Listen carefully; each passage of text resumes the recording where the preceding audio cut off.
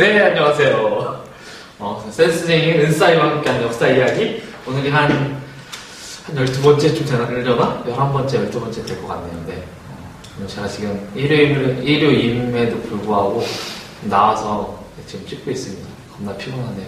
여러분들, 시험이 얼마 안 남았는데 제가 찍을 시간이 없어가지고, 일요일도 나와서 지금 찍고 있습니다. 지난 시간에 이제 고려 초기 광종까지 이제 태조 왕건과 광종까지 우리가 살펴봤었는데 오늘은 그 이후의 시기에 대해서 우리가 살펴보도록 할 겁니다. 그래서 지난 시간에 배운 거 워낙 중요하다 보니까 그거 복습하면서 한번 진행해 보도록 할게요. 지금 뭔가 정신이 없어서 오늘 버벅버벅 많이 할 수도 있으니까요. 잘 이해하면서 들어주시기 바라겠습니다. 이쪽에 한번 볼까요? 지난 시간에 이제 우리가 후삼국 시대와 고려 초기의 정치에 대해서 우리가 살펴봤었습니다. 후삼국 시기가 되면 신라가 굉장히 혼란스럽게 되고 그러한 상황에서 호족이 등장을 했었죠. 이러한 호족의 세력들을 규합을 해서 바로 고려라고 하는 나라를 만든 사람이 태조 왕건이었죠. 태조 왕건은 특별히 세 가지 정책을 여러분들이 잘 기억을 하시면 되겠습니다. 첫 번째로는 민생 안정책. 당연히 혼란스러우니까 백성들의 마음을 얻기 위해서 민생 안정책을 펼쳤다고 제가 살펴봤죠. 호족의 태조의 정책 중에서 가장 우리가 이제 손꼽는 그런 정책은 바로 호족 통합책입니다. 호족 통합책에는 꼭 네 가지가 있어요. 하나 바로 결혼정책, 사성정책, 기인제도, 사신관제도라고 하는 게 있죠. 이것들을 통해서 호족들을 통합하고 그들을 견제하는 그런 역할들을 했었습니다. 그리고 태조 왕건은 고려는 고구려를 계승했다라고 주장을 하면서 국진 정책을 펼치면서 옛 고구려의 수도였던 서경을 중시하고 거란을 배척하는 모습을 보였죠.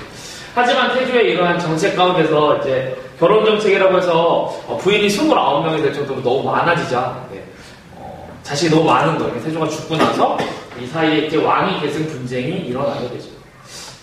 이런 왕위 계승 분쟁이 일어나다 보니까 자연스럽게 왕권이 약화되고 그다음에 광종이 등장을 해서 왕권을 강화하는 정책을 펼쳐나갔다라고 해서 우리가 살펴봤었습니다. 노비 안건법을 통해서 왕권을 강화하고 국가재정을 확보하며 호족 세력을 약화시키고자 했었죠. 그리고 나서 자신과 함께 일할 사람들을 뽑기 위해 과거제도를 실시하고 공복제도, 그 다음에 말을 듣지 않는 호족들을 숙청하면서 왕권을 강화하며 황제를 표방할 정도로 굉장히 힘이 강력해지고 이 이후에 그러한 힘을 바탕으로 해서 성종이라고 하는 사람이 등장을 하죠. 성종은 최성로라고 하는 사람의 권위를 받아들여 유교적 통치 이념을 가지고 고려를 통치하기로 결정을 합니다. 그래서 이제 나머지 왕권이 강화되고 정치적인 안정을 갖기 시작한 게 바로 성종 때인데요. 이제 오늘 여기 이제 배울 차례죠. 성종의 정치를 보면 성종 때 드디어 나라다운 모습을 갖추게 됩니다. 그래서 이제 중앙 정치기구라고 우리가 이야기를 할 수 있는데요. 중앙의 정치기구는 바로 이성 육부제. 원래 이제 당나라나 송나라 이런 나라로부터 이제 많은 영향을 받는데요. 거기는 삼성 육부죠. 근데 이제 고려는 조금 더 고려의 색깔에 맞게 그래서 이성 육부로 해서 성 하나를 합치게 됩니다. 그래서 원래는 중서성과 문화성이 따로 있어야 되는데 하나만 있어도 될 것 같다라고 해서 중서, 문화성을 두게 되죠. 교과서를 덮었네. 여러분 교과서 한번 표에 보면 더 정확하게 나와 있으니까요. 교과서를 한번 참고를 하시면 좋을 것 같아요. 60쪽에 나와 있습니다. 60쪽 참고하시고요. 중서 문화성에 이제 제신과 낭사를 두게 되죠. 여기서 말하는 이제 제신이라고 하는 세력은 굉장히 높은 관직에 사람들이 들어가서 국가의 중대사를 결정을 하고요. 낭사 같은 경우에는 이제 언론기관이라고 해서 정치의 이제 정치적인 부분에서 비판하는 역할들을 했었죠. 그리고 실제 이러한 중서 문화성에서 정한 것들을 상서성에서 이제 실제적인 업무를 담당을 하게 되죠. 여기서 적지는 않았지만 이제 2호의 병형공이라고 해서 부로 끝나는 6개의 부를 두어서 통치를 해 나갔었습니다. 그리고 또한 중추원을 두어서 조금 더 높은 관직의 추밀은 군사와 관련된 업무를, 그리고 승선에서는 왕명 출납이라고 해서 왕의 명령을 이제 행하는 그런 역할들을 담당을 했었죠. 그리고 어사대, 그러면 암행어사 기억하듯이 뭔가를 감찰하는 그런 역할들을 했었고요. 그 다음에 삼사, 이거 이제 모의고사에 많이 출제가 되는 부분인데요. 고려시대에는 회계의 업무를 담당을 했어요. 이렇게 기도에서 회계하는 거 아니고요. 교회 갔다 왔는데요. 피곤하네요. 이제 재정과 관련된 업무를 담당을 했죠. 조선시대와 많이 비교를 하는데 조선시대 같은 경우에는 3사가 언론 역할, 즉 비판하는 역할을 했었다면 고려시대 3사는 회계의 역할을 했었습니다. 그래서 여러분들이 이걸 잘 기억을 해주셔야 되는데 특별히 고려시대의 그러한 사회 모습, 그런 정치적 특징을 가장 잘 나타내는 부서는 바로 도병마사라고 하는 것과 식목도감이라고 하는 부서가 있습니다. 여기 안에는 누가 들어가냐면 제신과 추민이라고 하는 그런 고위직 관리가 들어가는데 이들은 대체 우리가 귀족이라고 여기죠. 이들이 들어가서 국방 문제는 도병마사에서 법을 제정하는 부분에서는 식목도감에서 이들끼리 높은 관직을 가진 귀족들끼리 모여서 회의를 한다라는 사실 여러분들 꼭 기억을 해주시기 바랍니다. 이러한 두 개의 기구를 통해서 우리는 무엇을 알아낼 수 있냐면 바로 고려 시대는, 고려 사회는 귀족이라고 하는 그러한 세력들이 큰 힘을 발휘했었구나라고 하는 것을 알 수 있는 그러한 기구가 도병마사와 식목도감이 되겠습니다. 물론 이것을 견제하는 세력들이 있었죠. 방금 얘기했었던 낭사라고 하는 세력과 그다음에 승선이라고 하는 세력들, 낭사와 어사대라고 하는 세력이 이제 우리가 이제 대간, 그다음에 언론기관이다라고 해서 이들을 견제하고 왕을 견제하는 역할들을 했었지만 조선시대만큼은 강하지 않고요. 추후에 조선시대 3사가 등장해야지만이 그런 언론기관의 역할을 충분히 한다는 사실 여러분들 기억을 해주시면 좋겠습니다. 그래서 또 고려시대에는 도병마사, 식목도감, 그다음에 3사 정도가 좀 많이 나오니까요. 잘 기억을 해주세요. 물론 다른 것들도 잘 기억을 해주셔야 되겠죠. 성종은 이렇게 중앙을 정비를 하고요. 지방에다가도 12목이라고 하는 것을 설치를 해서 12군데의 핵심적인 곳에다가 지방관을 처음으로 파견을 합니다. 이 이전에는 중앙에서의 정치적인 싸움이 워낙 복잡하고 힘들다 보니까 성종 이전까지는 지방에 대한 통제력이 매우 약했었죠. 그런데 이제 성종 때 드디어 12곳에다가 지방관을 중앙에서 파견하기 시작하면서 지방에 대한 통제력을 조금씩 늘려나가게 됩니다. 그러면서 조금씩 더 여러 현에다가 수령들을 파견을 하게 되죠. 그리고 교육기관 여러분, 우리가 국자가 거꾸로 하는 거죠? 감자국. 네, 감자국이죠. 선생님 고등학교 때도 이렇게 배웠었는데 감자. 이거 끝나고 감자탕이나 먹으러 갈까요? 네. 삼겹살? 그거 배고프네요, 그죠? 나 지금까지 다 처먹었는데. 자, 그래서 성종이 이러한 국가적 통치를 정비했다라고 하는 사실 여러분들 기억을 해주시면 되겠습니다. 그런데 이렇게 내부적인 안정을 취할 때쯤에 외부적인 그런 어려움도 겪기도 했었습니다. 바로 거란의 침략인데요. 우리나라 이제 고려시대를 여러분들 보면 외부적인 침략을 총 크게 3차례에 걸쳐서 받게 됩니다. 첫 번째는 지금 살펴볼 거란, 두 번째는 여진이라고 하는 세력, 세 번째는 몽골이라고 하는 저 북쪽에 살고 있는 유목민들로부터 우리가 침략을 받게 되는데요. 여러분들도 그 내용들도 잘 구분해서 알아줘야 되겠습니다. 거란이 침입했는지 여진이 침입해서 온 건지 이게 몽골의 이야기인지 여러분들 기억을 하시면 될 것 같은데요.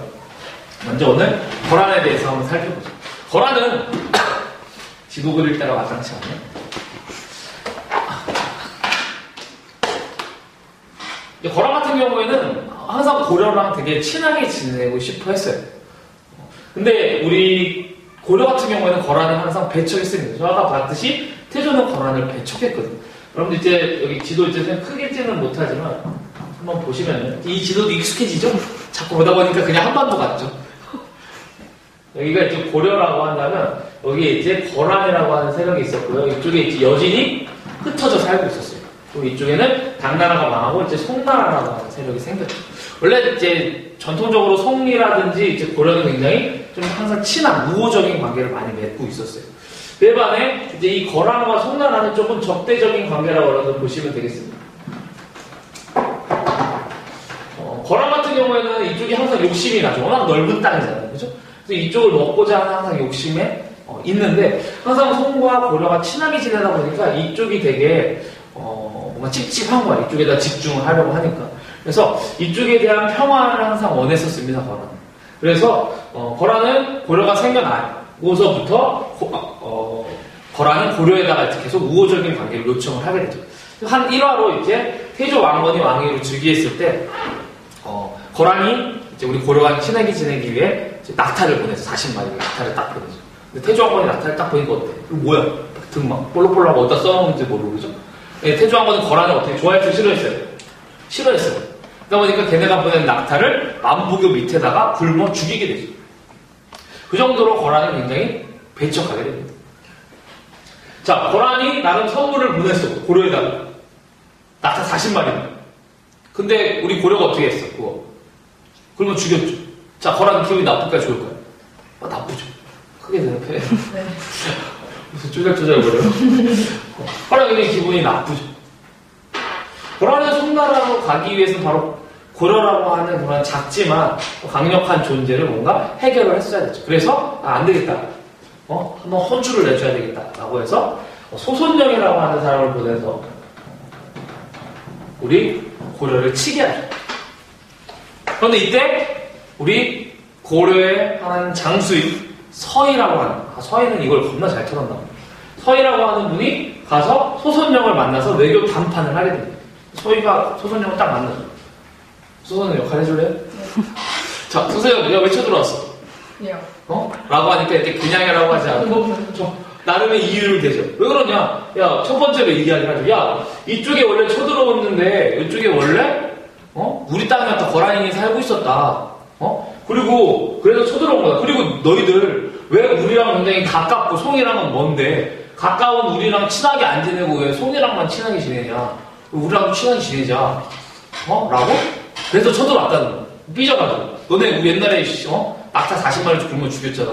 겁나 삐졌어. 라고 딱 하니까 서희가 소손영의 생각을 딱 간파를 하죠. 얘는 우리랑 친해지고 싶구나. 그래서 이야기를 합니다. 야, 원래 여기 땅은 고구려 땅인데 우리 이름이 뭐야?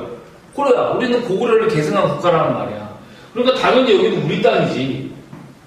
그리고 우리가 니네랑 친하게 지내려고 그러는데 여기 여진이 여기 살고 있어가지고 가기가 좀 힘들었어. 그리고 니네가 물러가면 우리가 송이랑은 좀 거리를 두고 너희랑 앞으로 친하게 지낼 테니까 너희 물러가. 대신에 우리 여기 선물로 줘. 딱 얘기를 하죠. 그러니까 거란이 어때? 거란의 최종 더 큰 떡은 어때? 여기에요. 여기를 먹고 싶다는 거야.